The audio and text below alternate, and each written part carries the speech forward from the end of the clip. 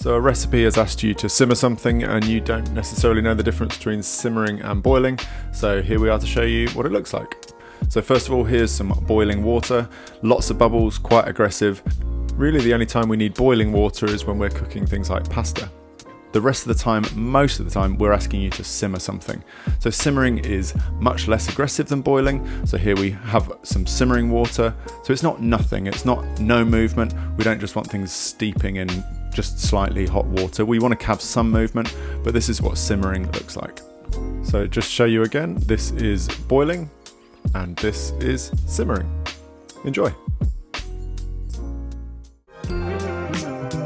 Don't forget there are plenty of tips like this throughout our book. All you need to do is find the tip that you want, get your phone, give it a scan, and that will take you right to where you need to go, or simply follow us for more tips just like this.